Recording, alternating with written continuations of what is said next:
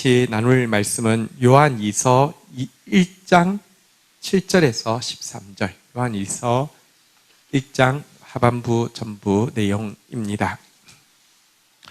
우리 7절을 읽고 시작하도록 하겠습니다. 7절 한 목소리로 화면 보시면서 읽을까요? 시작.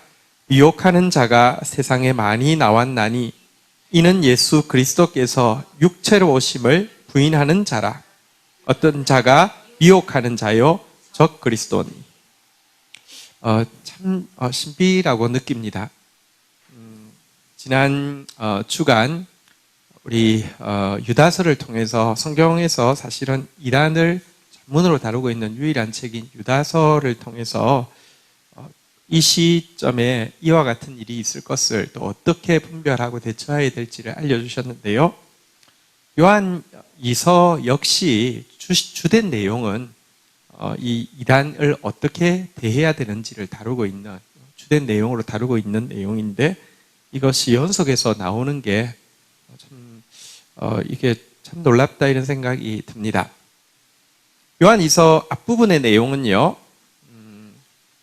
교회가 어떤 곳이냐를 가장 간단하게 한번 따라할까요? 진리 안에서 사랑하는 공동체, 진리 안에서 사랑하는 공동체가 교회다, 이렇게 이야기하는 내용이 이 앞부분 내용이었습니다.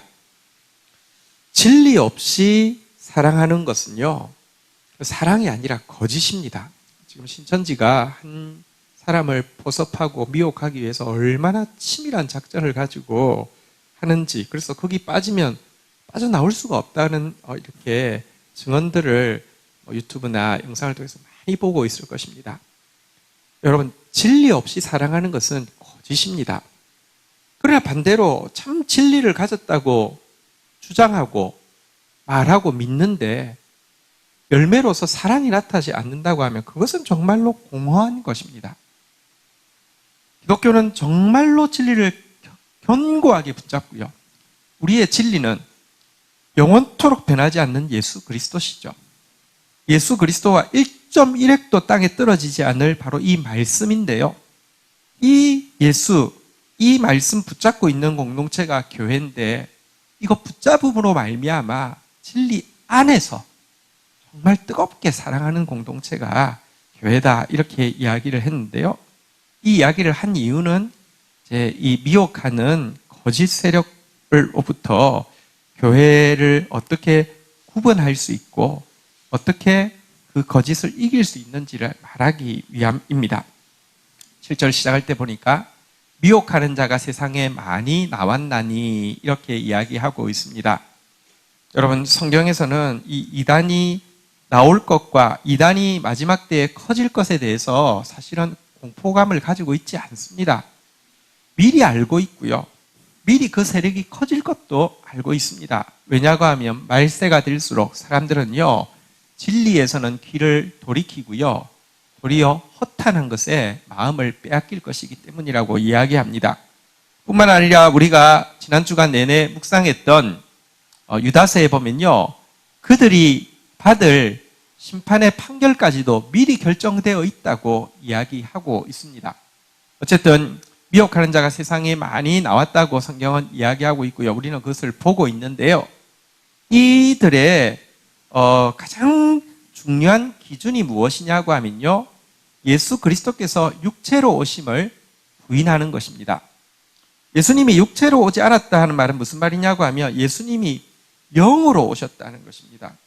2000년 전에 예수가 육체를 가지고 다닌 것은 맞지만, 그가 예수일 수 있었던 것은, 그가 메시아일 수 있었던 것은 그 예수라는 육신에 예수의 영이 들어갔기 때문에 예수가 되었지, 그 육신이 중요한 게 아니라 영이 중요한 거다라고 이야기하는 이것이 이단의 크게 두 분파가 있는데요, 하나는 영지주의 이단이고요, 하나는 율법주의 이단인데, 이 영지주의 이단의 핵심 교리가 바로 예수의 영이 들어간 사람이 예수다, 이것입니다.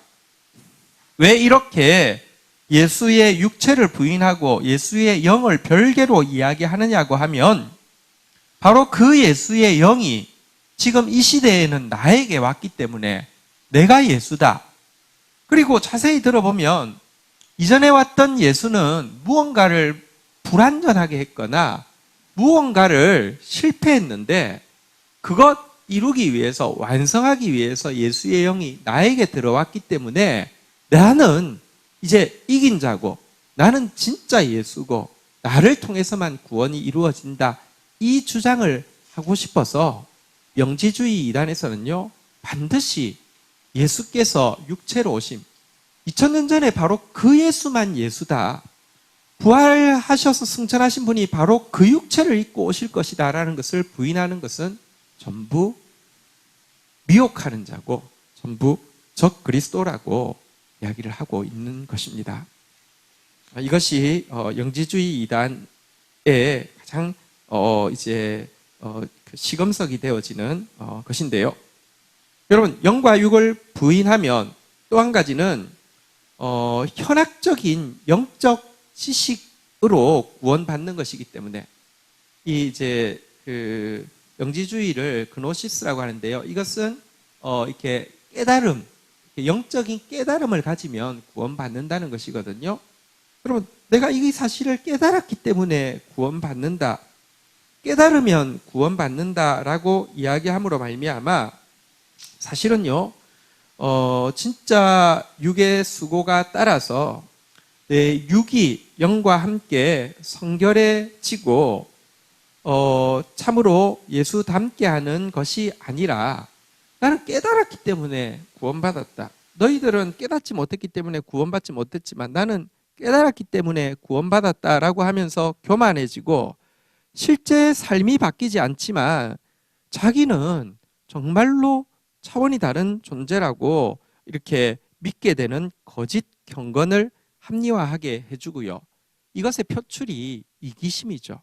이단자들은 여러분, 지난 세월호 사건 때 주범의 한 부류였던 구원파, 대표적인 영지주의 이단이죠. 그들이 그 배가 침몰할 때 여러분들 자기만 살려고 하죠. 그리고 나중에 이 일에 대해서 재판이 있을 때 자기는 책임 없다고 자꾸 이야기하죠. 왠 줄 아십니까? 여러분, 그들이 구원받았다고 한 것은 어떤 거룩한 영적 깨달음, 영적인 깨달음을 얻었기 때문이고, 영적 깨달음을 얻었으면 그 자체가 구원이기 때문에, 그런데 자기는 레벨이 다른 사람이 되었기 때문에, 그런데 실상은 보면 여러분, 참된 성결이란 우리가 성결해지면 우리 삶도 성결해지는 것이고요. 영과 육이 함께 성결해진다는 것은 삶이 성결해지는 것이고, 삶이 성결해지면 세상 사람들도 그 향기를 맡게 되는데요. 전혀 그런 거 나오지 않아요. 철저히 이기적이죠.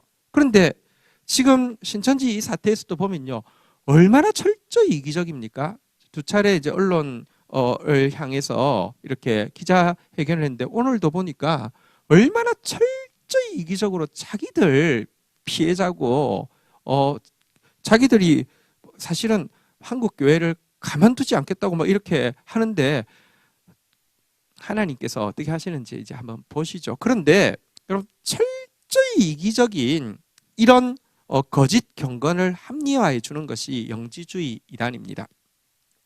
그런데 오늘날 이단은 제가 하이브리드 이단이라고 했는데요. 조금 전까지만 해도 이단은 영지주의 계열 이단은 영지주의 계열이고 율법주의 계열 이단은 율법주의 이단이었죠. 예를 들어 안식교 같은 경우 율법주의 이단입니다.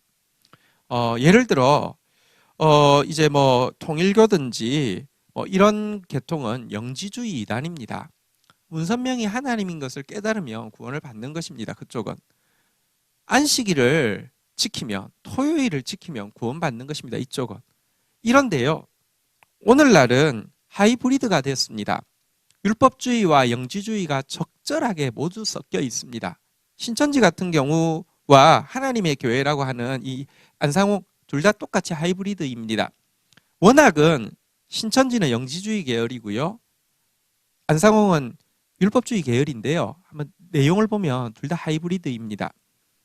신천지에서는 굉장히 중요한 깨달음은 뭐냐면 이만희가 보혜사고 이만희가 예수의 영을 가졌고 이만희가 사도 요한, 그 걔가 시작할 때부터 늙었기 때문에 장로라고 불렀습니다. 제일 처음에는 장로협의회에서 나왔다고 이렇게 속였거든요.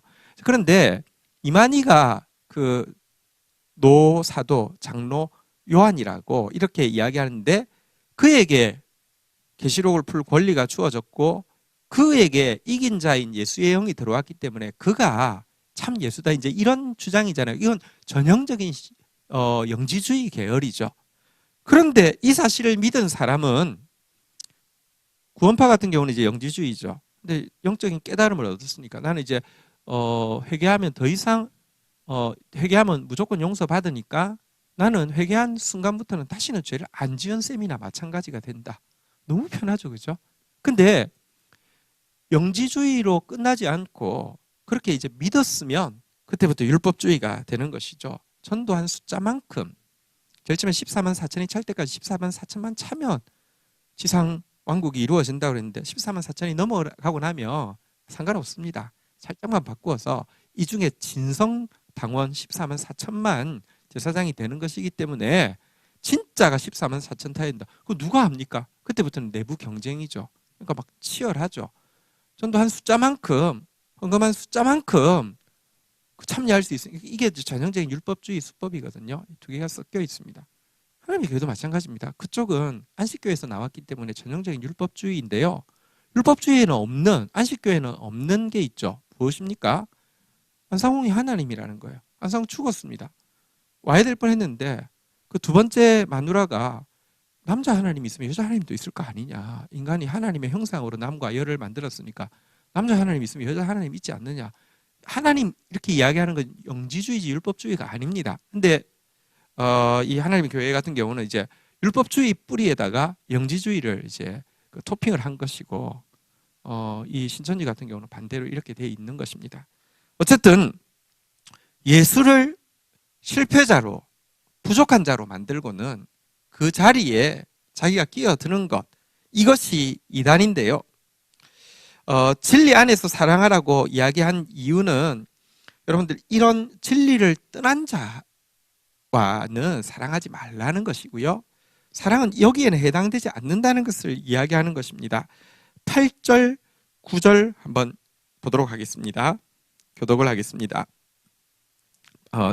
같이 한 목소리로 화면 보시면서 읽을까요? 8절. 너희는 스스로 삼가 우리가 일한 것을 잃지 말고 오직 온전한 상을 받으라. 지나쳐 그리스도의 교훈 안에 거하지 아니하는 자는 다 하나님을 모시지 못하되, 교훈 안에 거하는 그 사람은 아버지와 아들을 모시느니라. 그래서 사랑하는 성도들에게 스스로 삼가서 우리가, 그러니까 사도들이 힘써서 일한 것, 사도들이 전해준 이 말씀, 성경 전체 말씀을 잃어버리지 말고 온전한 상을 받으라, 이렇게 이야기를 하고 있습니다. 여기서 온전한 상이란 무엇이냐고 하면, 성경에 보면 보아스가 룻에게 빌어준 축복이, 하나님 이 여인에게 온전한 상을 주십시오라고 빌어주었어요. 룻기 2장 12절 한번 보실까요? 룻기 2장 12절입니다. 여호와께서 내가 행한 일에 보답하시기를 원하며 이스라엘의 하나님 여호와께서 그의 날개 아래에 보호를 받으러 온 내게 온전한 상 주시기를 원하노라. 여기서 온전한 상이 무엇일까요? 모압 여인 이 룻이 그 어머니를 향한 사랑 때문에, 여러분, 이방 땅에 온다는 거 쉽지 않습니다. 게다가 남편도 죽어서 소망도 없습니다. 그녀는 가난합니다. 물질을 바라본 것도 아니고 남편을 바라본 것도 아니고 올 수 있었던 것은 사랑 때문이고요. 또 한 가지는 그 어머니를 통하여서 알게 된 여호와에 대한 이 진리에 대한 믿음 때문이었죠. 이렇게 온 너희에게 하나님이 보답해 주시기를 원하고, 가난하고 겸손한 마음으로 하나님의 날개 아래에 숨어든 너에게 여기 온전한 상 주기를 원하신다라고 이야기했는데, 여러분 여기서 말하는 온전한 상이 무엇일까요? 여러분 혹시 이 말 하면서 보아스가 스스로 솔루션을 생각하고 있는데, 나만한 보상이 어디 있어? 나만큼 부자가 어디 있어? 나 나이는 좀 많지만 나 체력도 좋고 나 괜찮은 남자인데 내가 너 뭐 걷어줄게 이런 말 하면서 온전한 상 주기를 원하노라라고 했다고 하면 보아스야말로 도둑놈이고 보아스야말로 정말 착각하는 것입니다. 그렇지 않습니다. 보아스가 처음부터 자기가 걷어주겠다 이런 생각이 아니라 온전한 상을 빌었는데 그녀가 받은 구체적인 온전한 상이 무엇입니까? 네, 보아스가 그의 남편이 되어 주었고요. 그의 기업을 물러 주었죠. 그런데요, 보아스가 온전한 상이 아니라 그 가문을 통하여서 예수 그리스도가 나왔죠. 사실은요, 그녀가 받은 최고의 보상, 위로는 온전한 상은 예수 그리스도입니다. 이 교훈에서 삼가서 절대로 예수 그리스도를 잃지 말라는 것이랍니다. 9절에 보니까 오늘 본문으로 가서 9절에 보니까요. 이에서 지나쳐 그리스도의 교훈에 거하지 아니하는 자. 다시 말하면요. 여기서 오버해가지고 여기서요. 이 진리에 머무르지 않고 이렇게 방황함으로 말미암아 교만해서 딴 생각함으로 말미암아 이 진리의 교훈에 거하지 아니하는 자는 하나님을 모시지 못하고요. 그리고 이 교훈 안에 있는 자만이 참으로 하나님 아버지와 그의 유일하신 아들 예수 그리스도를 모실 수 있다. 이렇게 우리에게 권면하고 있는 내용입니다. 진리를 잃어버리면 이 예수 그리스도를 잃어버리면 모든 것을 잃어버리는 것입니다.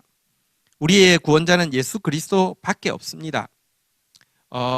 이후로 다시 오실 예수 그리스도는 육체를 입고 오시는데 바로 그 육체를 입고 오실 분이십니다.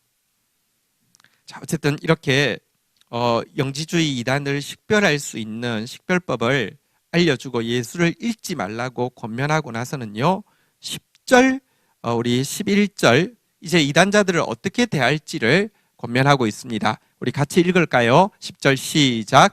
누구든지 이 교훈을 가지지 않고 너희에게로 나아가거든 그를 집에 들이지도 말고 인사도 하지 말라. 11절 그에게 인사하는 자는 그 악한 일에 참여하는 자입니다.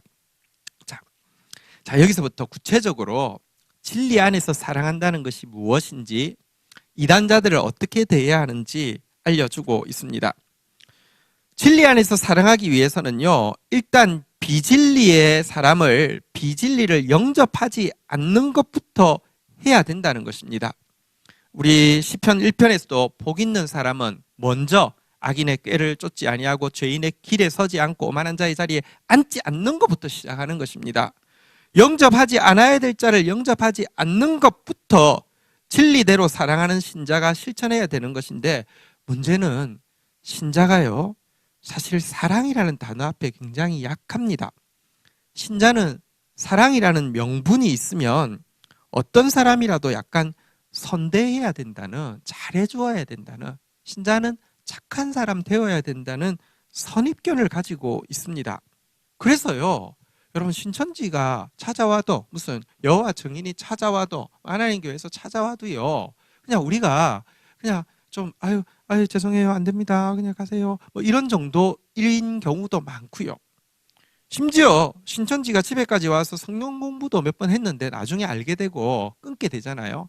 끊게 돼도요, 뭐랄까요, 용어를 그 사람들이 전도사입니까? 그 사람들이 목사입니까? 그 사람이 선교사입니까? 다 위장한 거잖아요. 어느 뭐 온누리교회 뭐 선교사 이런 이야기 참 많이 했거든요.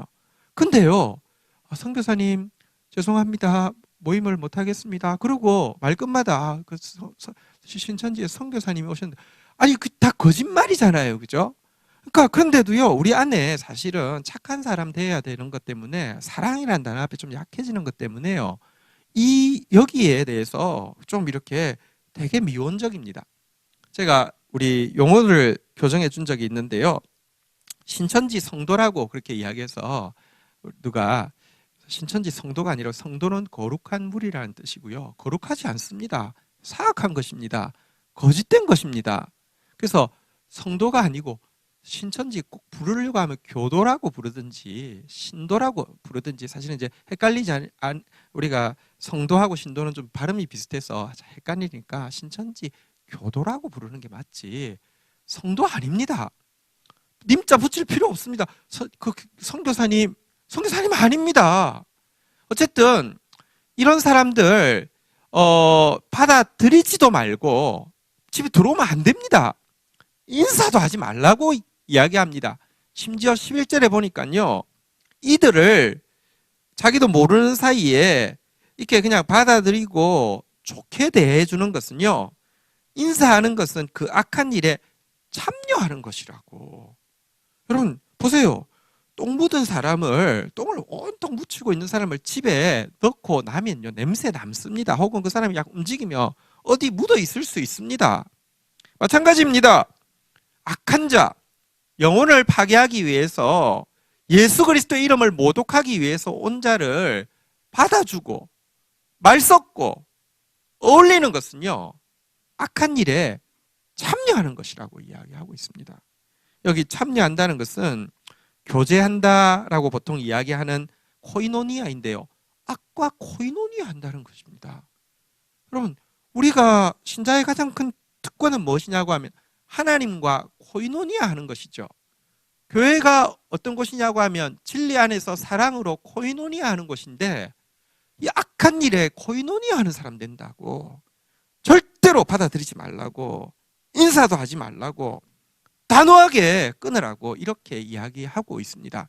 이게 진리 안에서 사랑하려고 하는 사람이 첫 번째 이단을 대할 때 바른 태도입니다. 물론 이 말이, 그러면 이단자들은 언제나 이렇게 확 끊고 나서 항상 이렇게 저주하고 막 이렇게 혐오하라, 이런 뜻은 아닙니다.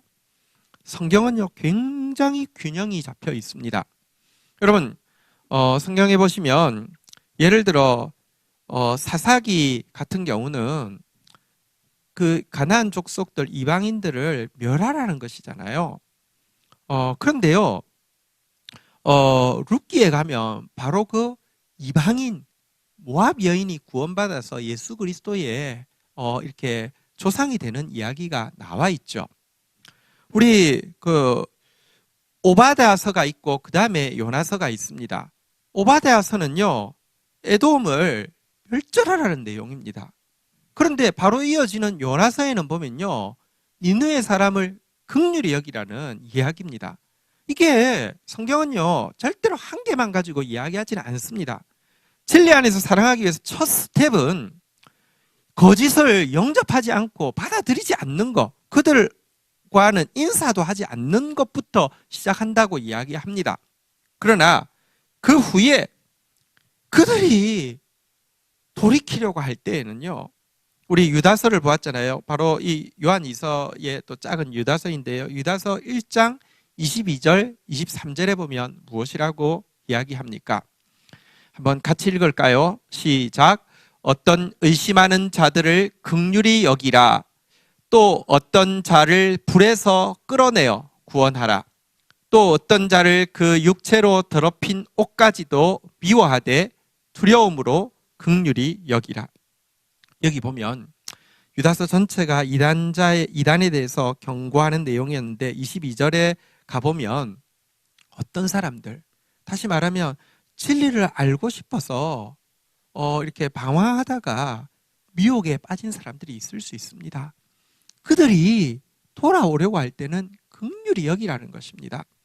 23절에도 보면 이 거짓에 빠짐으로 말미암아 음행하고, 이 거짓에 빠짐으로 말미암아 또 영적 음행에 빠졌던 자라 할지라도 우리는 그들을 이 도움에 있어서 그 음행한 옷까지라도 미워하는 마음으로 이렇게 그 두려워하는 마음으로 멀리하면서 그 영혼은 불 가운데서 구원하여 내고 긍휼히 여김으로 섬기라, 이렇게 이야기하고 있습니다.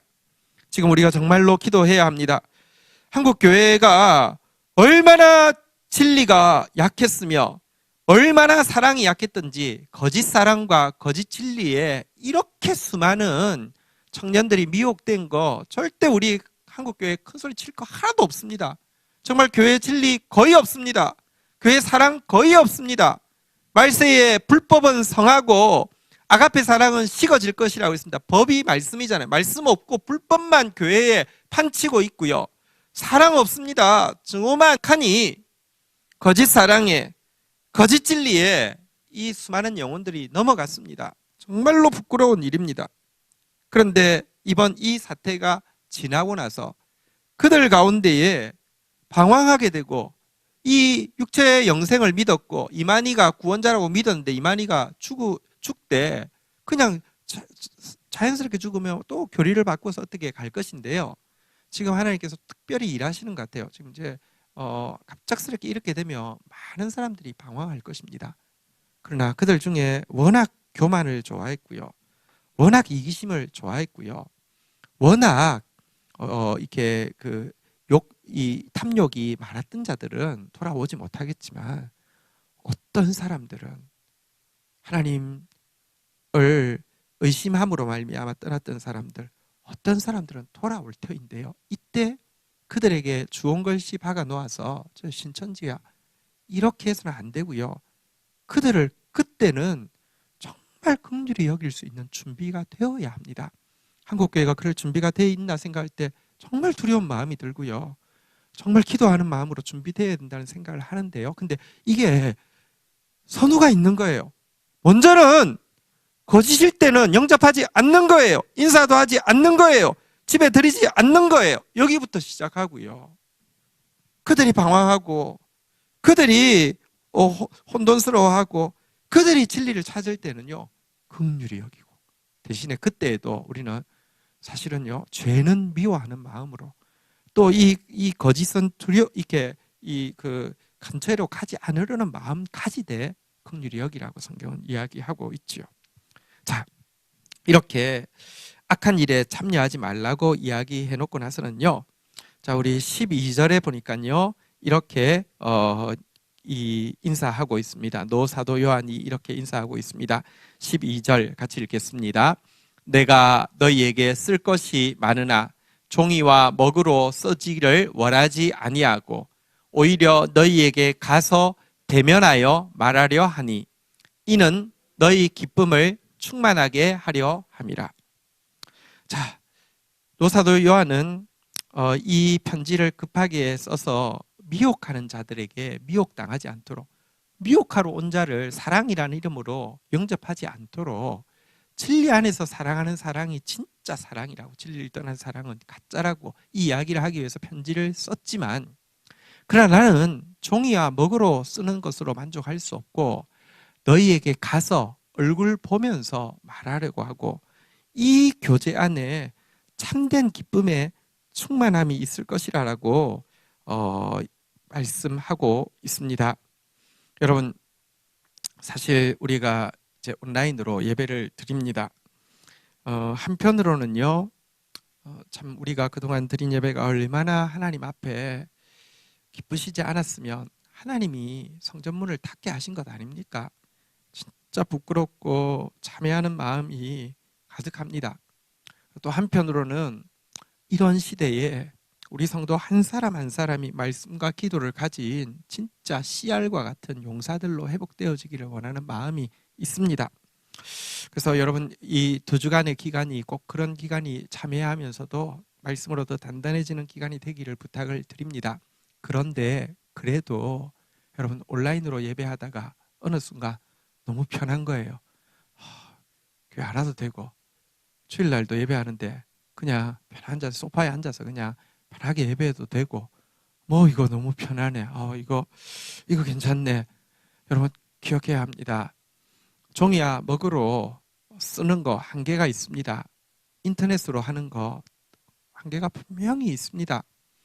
얼굴과 얼굴을 대면하여서 교제하는 데에 진짜 충만한 기쁨이 있다고 노 사도 요한이 이야기하고 있습니다. 왜냐고 하면 두세 사람이 내 이름으로 모이는 곳에 인간의 모임이 뭐 대단하겠습니까? 그런데 그 속에는 예수님이 계셔서요. 예수님이 각자에게 주신 말씀을 서로가 서로를 통하여서 더 풍성하게 깨닫게 하시고 각자의 주신 기도 제목을 두세 사람이 함께 합하여 기도할 때 하늘이 움직이게 하시고요. 그래서 여러분들 또 서로가 예수의 이름으로 서로 사랑하게 될 때 하늘에만 있는 진짜 기쁨이 충만하게 하신다는 것입니다. 오늘 사실은 인터넷으로 온라인으로 드리는 첫 번째 예배입니다. 앞으로 우리가 월화수목금 토요일 이렇게 두 번의 평일을 지나게 되면 6번의 예배와 또 주일 예배 2번, 그러니까 총 14번의 예배를 온라인에서 먼저 드리게 됩니다. 오늘 첫날인데요. 사실 참 참담한 마음도 있고 또 두려운 마음도 있습니다.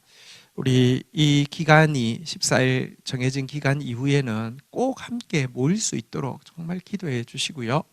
이때 모여서 우리 다시 예배 드릴 때는 정말 충만한 기쁨, 우리의 예배를 받아주시는 하나님 앞에서 충만한 기쁨을 서로가 서로를 통하여서 느끼면서 예배하게 되기를 주의 이름으로 간곡히 축원드립니다. 우리 주신 말씀 가지고 찬양 한 개 같이 중보하는 마음으로 우리가 계신 자리에서 같이 부르시죠.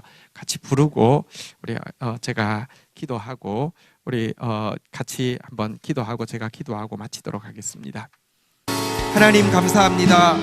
이 시간 교통하시는 성령님 의지하여서 우리에게 주신 진리의 말씀 붙잡고 선포하고 또 각자의 처소에서 함께 기도하고 나아갔사오니 들어 응답하여 주옵소서. 하나님 아버지, 참 진리 아닌 거짓 진리가, 참 사랑이 아닌 거짓 사랑이 온 땅을 어지럽힌 이때에 참 진리 가진 우리가 진리로 충만하지 못했으며 참 사랑 받은 우리가 사랑으로 충만하지 못했음을 참으로 철저하게 참회하는 자 되어지게 하여 주시고, 다시 진리 안에서 사랑함으로 말미암아 온전한 상 예수를 잃지 않는 교회 공동체 되어질 수 있도록 도와주시옵소서. 우리 안에 어떠한 거짓도 어떠한 불법도 어떠한 미움도 받아들이지 않게 하여 주시되 어떠한 거짓도 멀리하는 하나님 지혜로운 자 되어지게 하여 주시며, 하나님 그러나 이 사태 이후에 그들 가운데서 구원해야 될 영혼들, 방황하는 영혼들도 있을 터인데 하나님 그 영혼들 긍휼히 여겨 품을 수 있는 준비된 공동체 되어질 수 있도록 한국교회를 불쌍히 여겨주시기를 간절히 간구하고 소원합니다. 하나님 오늘 인터넷으로 생방송 예배드리는 첫날입니다.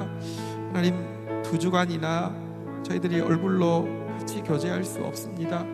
그동안 우리에게 주신 예배를 너무 소홀히 여겼던 것, 너무 값싸게 여겼던 것 용서하여 주시고, 이 기간에 한 사람 한 사람 더 사모하다가 우리 얼굴로 보고 말씀 나누고 기도하며 예수 사랑 누릴 때에 참된 기쁨이 더 폭발적으로 충만할 수 있도록 인도하여 주옵소서. 하나님 이 땅의 신천지 너무 많아서 지금 이 전염병과의 싸움의 끝을 알 수가 없습니다. 너무너무 공포스러운 상황입니다. 하나님 의료진들에게 은혜를 더하여 주시고, 하나님 또 우리 이 일을 위해서 선한 마음으로 또 함께하는 시민들에게도 힘을 더하여 주시기를 원하고, 이 땅을 긍휼히 여겨주셔서 이 전염병 사태가 초기에 끝날 수 있도록 인도하여 주시옵시며, 전염병만 끝나는 것이 아니라 우리 내부에 있는 악과 죄들이 아버지께 깨끗해질 수 있도록, 끊어질 수 있도록 긍휼을 베풀어 주시옵소서. 예수님의 이름으로 기도 올립니다. 아멘. 광고 말씀드리고 제가 우리 함께 주기도문함으로 마치겠습니다. 주일 예배가 이제 온라인으로 실시간 예배를 드리게 됩니다. 1부 들으시던 분들은 1부 들으시고요, 2부 들으시는 분들은 2부, 3부 들으시는 분들은 3부, 자기가 워낙에 익숙한 시간 내에 온라인으로 들어오시는데 5분 전에 들어오시면 예배가 준비됩니다. 헐레벅덕 늦은 시간에 들어오지 마십시오. 하나님 보고 계십니다. 꼭 5분 전에부터 더 사모하는 마음으로 준비하고 서주시기를 바랍니다. 주보를 PDF 파일로 토요일 날 다 전송하도록 하겠습니다. 주보를 참고하여서 여러분들 같이 일어서서 묵상 기도 드리는 시간부터 마지막 축도 받는 시간까지 사회자의 인도에 따라서 일어서실 시간 일어서시고요, 기도할 시간 기도하시고 찬양할 시간 찬양해 주시기를 부탁을 드리겠습니다. 그리고 여러분, 우리가 주일날 여러분들이 교회 오시면 어떤 분이 출석하셨고 어떤 분이 결석하셨는지 체크를 합니다. 그래서 오시지 못한 분들, 또 어떤 일이 있는지 신방을 하고 하는데요. 이번 주는 아무도 오실 수가 없잖아요. 그런데 이 예배에 참여했는지 하지 않았는지 저희들이 점검하지 못하면 여러분들의 영혼의 상태가 2주간 동안 우리가 완전히 방치할 수밖에 없잖아요. 그래서 우리 셀장님들 통하여서 실시간 예배에 참여하셨는지 여부를 점검하게 될 겁니다. 주일날 바로 결과를 저희들이 받으려고 합니다. 주일날 실시간 예배에 참여하지 않으시면 바로 점검해서 또 저희들이 이 안타까운 상황 가운데서 또 여러분들 영혼을 위해서 더 기도할 것이고 또 전할 것입니다. 그러니까 꼭 예배 실황되니까요, 예배 시간에 참여해 주시기를 바라고요. 예배가 실시간 방송입니다. 중간에 이렇게 클릭해가지고 쭉 꺼서 뭐 찬송가 넘기고 이런 거 안 됩니다. 그냥 처음부터 끝까지 참여해야지만 되도록 하는 실시간 방송으로 진행되니까요. 뭐 다음에 보지, 뭐 이렇게 좀 뒤에 땡겨서 잃어버린 거 있으면 땡겨서 보지, 안 됩니다. 실시간입니다. 꼭 그렇게 경건한 마음으로 함께 참여해 주시기를 부탁을 드리겠습니다. 월요일부터 우리 금요일 새벽까지 새벽 예배, 이제 그 예배를 드리지 않기 때문에 제가 GT 내용을 이렇게 그 설교하고 기도하는 내용으로, 그것도 아침 5시 반에 방송으로 송출하고, 그때 이후에 여러분들 각 셀장님 통해서 각 가정으로 각자에게 보내도록 하겠습니다. 꼭 이럴 때일수록 지금 진짜 기도가 필요한 때 아닙니까? 신천지가 이렇게 설치는 것은 우리가 아무것도 하지 않아서 아닙니까? 하나님의 말씀 월요일부터 금요일까지 꼭 참여해 주시고요. 다음 주부터는 금요 부흥 집회가 토요일 GT로 이렇게 우리가 본문은 토요일 GT로 하고 있는데요. 토요일 날 아침 5시 반에 영상을 송출하는 방식으로 2주간은 진행이 되겠습니다. 그렇게 아시면 되겠습니다. 우리 다시 만날 시간까지 어디에 계시든지 주 안에서 교통하시고요. 또 교회는 여러분들을 섬기기 위한 곳입니다. 영적으로 또 도움이 필요하거나 기도가 필요하거나 혹은 만남이 필요하다 할지라도 여러분들 전화 주시면 언제든지 여러분들 섬길 준비가 되어 있습니다. 연락해 주시기를 부탁드리겠습니다.